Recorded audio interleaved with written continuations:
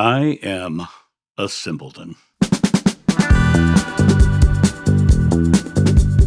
Good morning, my friends. It's I, John, here in the living room, enjoying a beautiful view out my back window here. It's 47 degrees outside, and my coffee is much warmer. I hope you're enjoying your day wherever you are. I am a simpleton.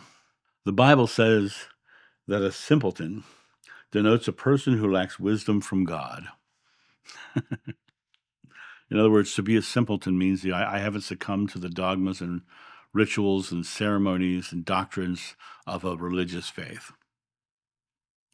I am proudly a simpleton. Proudly a simpleton. I think everything in our life is far simpler. In my first regression, I literally said it's so simple we have a hard time comprehending it. I measure my own life around simplicity. Purging my house, I'm coming down to more and more simplicity. And it is so refreshing. Simplicity. I firmly believe the statement that it's so simple we have a hard time comprehending it. I think that everything is love, and that fear is an illusion to help us experience love more fully. We dive into our fears and anxieties and our stresses, and we don't feel loved. We don't feel like we have compassion for us. We don't feel like we don't feel safe because we're in a fearful experience. God is love. I know that because the book of John says it. Thank you very much. When you look at it from the idea of God is love, and you go back to even the Psalm, though I walk through the valley of the shadow of death, I shall fear no evil, for God is with me, for thou art with me. For love is with me. I fear no evil, for love is always with me. Fear is the fog of illusion that hides love. But just like the sky outside, the sun is always shining. The fogs are impermanent. The fogs come in and obscure the view of the light. But in the end, the fog moves away. Those are the ideas of fear and anxiety moving through our experience. And we can be cloud busters. We can bust the clouds of fear and anxiety and live in the light. But it all comes down to a simple choice. Be a simpleton. Don't dive into the fears and doctrines and dogmas and beliefs of others, be they religious, be they political, be they racial, be they dividing along lines of gender, whatever they are. Don't live into the clouds. Don't turn your fog machine up. Turn it down. Bust the clouds. Live into the light. Be the light. Understand that if God is love, I have the ability to be in love. I get to choose to be loving. I get to choose to live a loving life. My live stream is called the Live Loving live stream. It's that simple. Live loving. Live in the here and now in a loving way, in a compassionate way. Choose to be loving. Let go of greed and avarice and anxiety. Let go of needing to be right. Start listening. Love listens. Because when love listens, you find the fears and anxieties of others. And you can help them bust their own clouds. You can help them break free of the fog of fear and find their way back to the light, find their way back to God, find their way back to the love, find their way back to positivity. I believe love and fear are a sliding scale. You've got love all the way out on one side. You've got fear all the way out on the other side. Right here in the middle is neutral. Right here is amused. Right here is annoyed. The feelings of negativity are on the fearful side of this sliding scale. The feelings of positivity are on the loving side of the positive scale. Put yourself into the loving feelings on the side of love.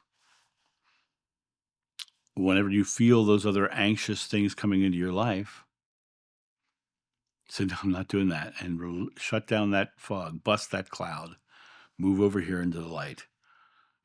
Somebody ticks you off, bust that cloud. Recognize that they're ticking you off because they're fearful. That's theirs, not yours. Come back to your neutral space. Come back to this amuse. People tell me I'm the Antichrist on a regular basis. You see what it just did? It made me laugh because I'm like, I know I'm not. So why would I? Why would I even, any way, shape, or form, own that or take that into myself, into my core? What do I do instead? I laugh. So if they're less fearful and just being um, afraid themselves, and I can see an in, I'll say, I respect your beliefs. This is what I believe. Do you believe what I believe, or do you respect what I believe? If I just see how that they're off on this tangent, and no matter what I say, it's kind of, I literally type the words bye bye, and I click hide them from the channel, and I giggle as I do it because I have to love myself as equally as I would love others, and loving them in that moment was not giving their fear oxygen, was busting that cloud. The reason they were saying that online in front of the public is to say it online in front of the public so that they had a platform. I busted their cloud by removing them from the platform. It comes down to understanding that to live into a life of simple spirituality is to simply be loving. There's not much more than that. That's it, right? There's a famous story in the Gnostic Gospels of St. John in his elderly years. And they're all saying, John, tell us, you were the last one who saw him alive, because John was the final of the 12 who supposedly survived. Tell us about Joshua. Tell us the secret teachings. Tell us all the stuff. And John would get up and he'd dodder to the front of the temple and he'd say, love one another. And then he'd dodder back to his chair and they'd say, tell us more. You have to tell us more. And he said, I can tell you no more until you learn this. The reality of it is that when you do this and you release your fears and anxieties, you come to a space of understanding. You come to a place of love. And the Buddha said the secret to enlightenment is the eradication of fears. The only way you eradicate fear is to love. Perfect love drives out fear. Book of John. We can be perfect love, or as perfect as we can be in here and now. We can't be really perfect in the physical realm, but you can be close.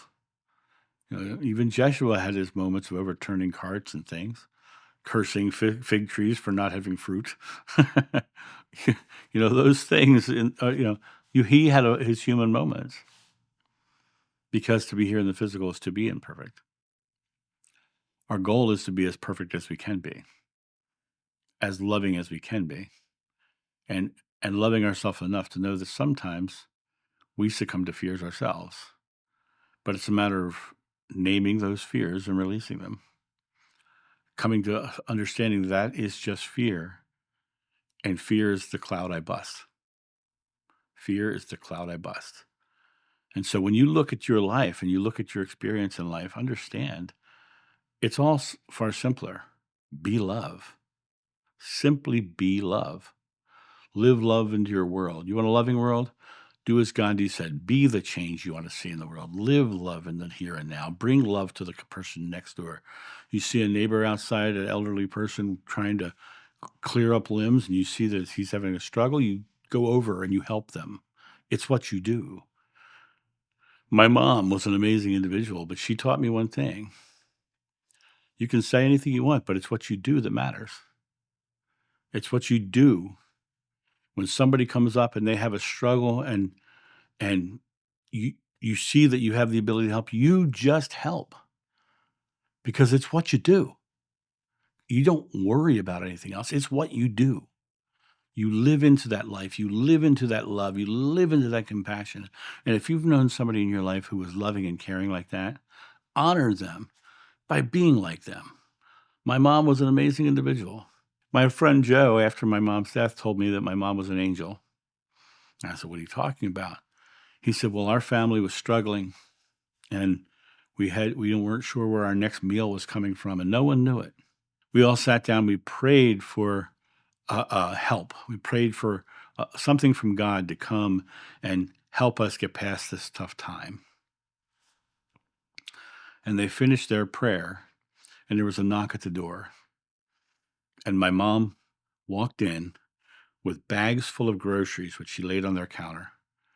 And then she went out to her car and brought in a roast that she had cooked so that they could have a meal that day.